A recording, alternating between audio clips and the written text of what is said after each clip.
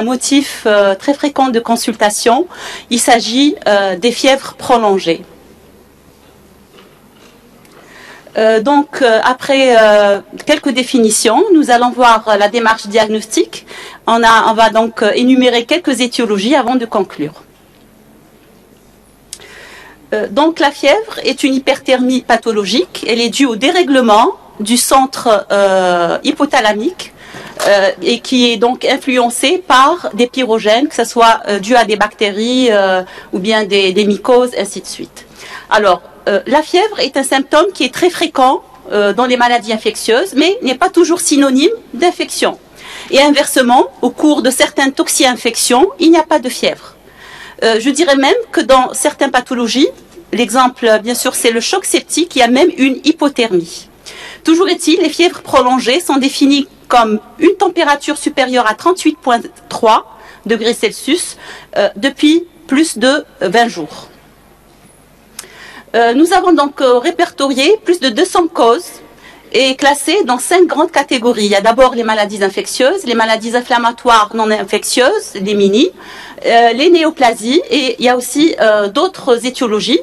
Par contre, on s'est rendu compte que malgré toutes les explorations, il y a des fièvres prolongées qui restent sans diagnostic. Et ça, donc vous avez cet histogramme qui reprend pratiquement la plupart des études qui ont été menées depuis 1950. Et donc, 40 ans plus tard, on s'est rendu compte que effectivement, il y a une baisse des étiologies infectieuses et néoplasiques qui sont dues à ces fièvres persistantes au profit des maladies inflammatoires non infectieuses. Et on s'est rendu compte aussi, c'est que pour les étiologies qui n'ont pas été diagnostiquées, eh ben, il y en a plus. Il y en avait en 1950 9% des cas et on a atteint 30% malgré la révolution des investigations sur tous les plans. Alors, donc il n'y a pas un algorithme qui est précis et qui est consensuel concernant les investigations à mener. Et ce que l'on dit, c'est que l'interrogatoire et l'examen clinique constituent la clé du diagnostic étiologique. Donc il faut commencer d'abord par ça.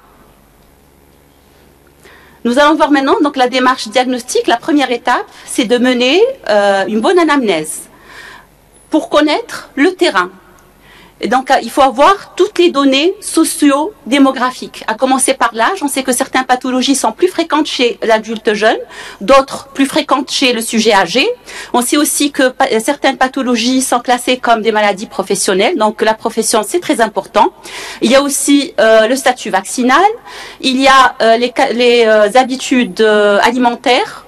Donc il y a aussi le statut vaccinal, il y a les antécédents médico-chirurgicaux, il y a les investigations, les comportements à risque d'exposition virale, pour citer que le VIH, le VHC et le VHB.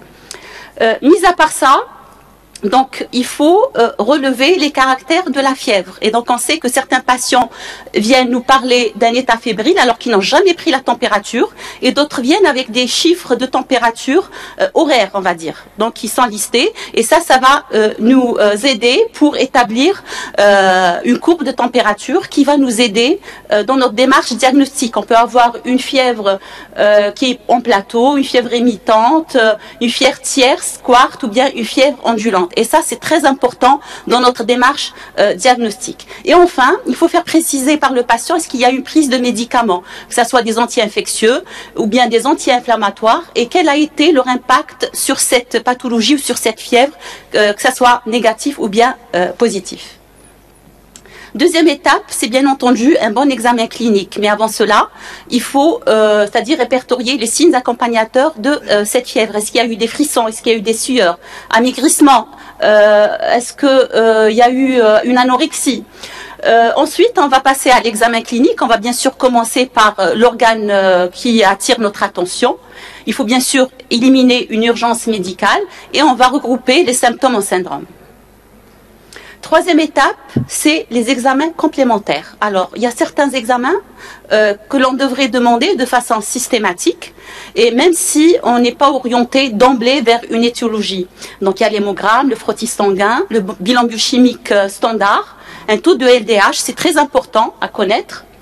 Le bilan inflammatoire, CRP, électrophorèse des protéines, DVS, la bandelette urinaire que l'on peut faire en consultation. Il y a aussi le CBU et l'échographie abdominale. La sérologie à demander de façon systématique. Donc, nous avons la sérologie VHC, la sérologie VIH-VHB. Donc, sérologie VIH, VHB, VHC et syphilis, il faut savoir que tout ça, c'est un pack. Quand on demande une sérologie, il faut demander les autres, puisqu'ils se partagent les mêmes modes de transmission.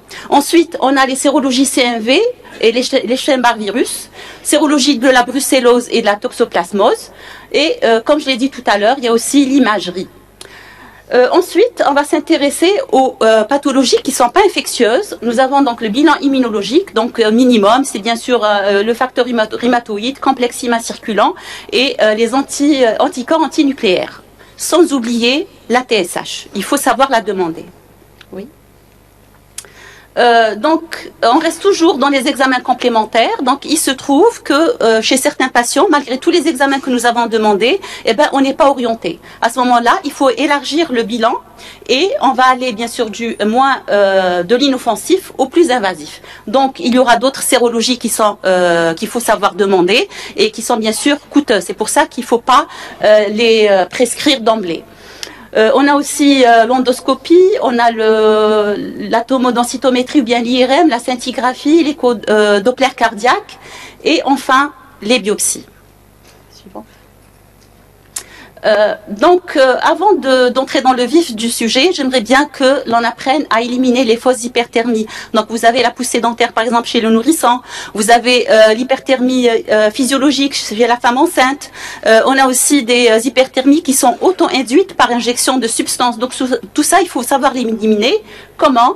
Donc, on a un bon état général, il n'y a pas de tachycardie, et enfin, le bilan biologique est tout à fait normal. Et quand un patient se présente en consultation, eh ben, c'est le médecin qui prend lui-même la température.